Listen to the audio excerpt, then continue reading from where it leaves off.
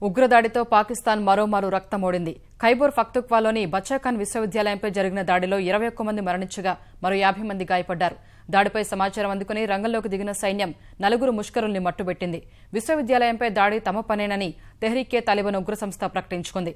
పాకిస్తాన్లో ఉగ్రదాడిని ఖండించిన ప్రధాని నరేంద్ర మోదీ మృతుల కుటుంబాలకు ప్రగాఢ సానుభూతి తెలిపారు. ఏడాది క్రితం పెషావర్ పాఠశాలపై తాలిబాన్ల దాడికి పాల్పడి 132 విద్యార్థులు సహా మొత్తం 141 మందిని బలిగొన్న విషాదం నుంచి తేరుకోకముందే పాకిస్తాన్లో మరో విద్యాసంస్థపై ఉగ్రదాడి జరిగింది.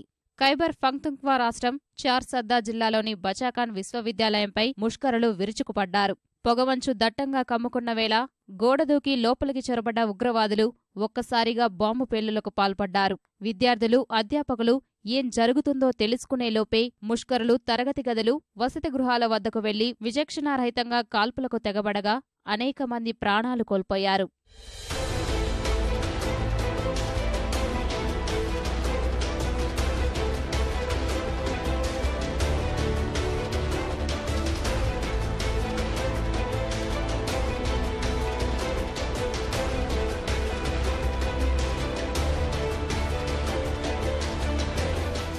సరిహద్దు గాంధీగా ప్రసిద్ధి చెందిన ఖాన్ అబ్దుల్ గఫార్ ఖాన్ వర్ధంతి సందర్భంగా కవితాగోష్ఠి జరుగుతుండగా ఈ దాడి జరిగింది. ఉగ్రదాడి జరిగిన సమయంలో వర్సిటీలో 3000 మందికి పైగా విద్యార్థులు, 600 మంది అతిథులు ఉన్నారు.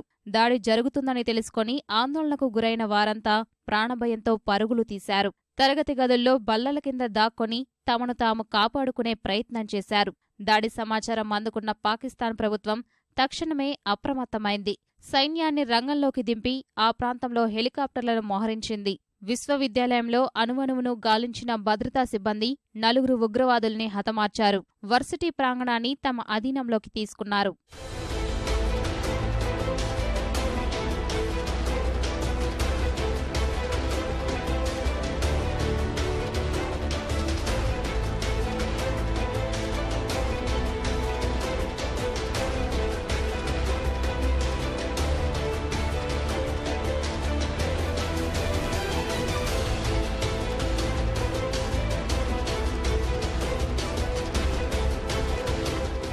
అప్పటి వరకు ప్రశాంతంగా ఉన్న విశ్వవిద్యాలయంలో ఉగ్రదాడితో భీతావహ వాతావరణం నెలకొంది. ఎక్కడ చూసినా మృతదేహాలు, రక్తపు మరకలతో హృదయ విదారక దృశ్యాలు కనిపించాయి. దాడిలో గాయపడ్డ వారికి చికిత్స అందిస్తున్నారు. ఈ దాడికి తామే పాల్పడినట్లు తెహ్రీక్-ఏ-తాలిబాన్ ఉగ్రవాద సంస్థ ప్రకటించుకుంది. గతంలో పెషావర్ పాఠశాలపైన ఈ ముష్కర మూకనే దాడికి తెగబడింది.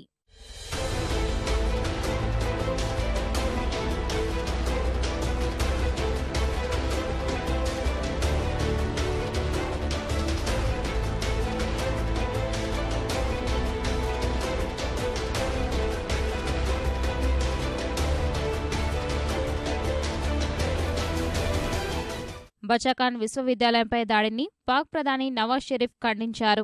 ప్రపంచ ఆర్థిక ఫోరం శిఖరాగ్ర సదస్సులో పాల్గొనేందుకు దావోస్ వెళ్లిన షరీఫ్ అక్కడి నుంచే తాజా పరిణామాలపై సమీక్ష నిర్వహిస్తున్నారు. దాడి దృష్ట్యా చార్ సద్దా సహా ఇతర సమస్యాత్మక ప్రాంతాల్లో భద్రతను పాక్ ప్రభుత్వం కట్టుదిట్టం చేసింది. చార్ సద్దాలోని పాఠశాలలు అన్నింటికీ సెలవు ప్రకటించింది.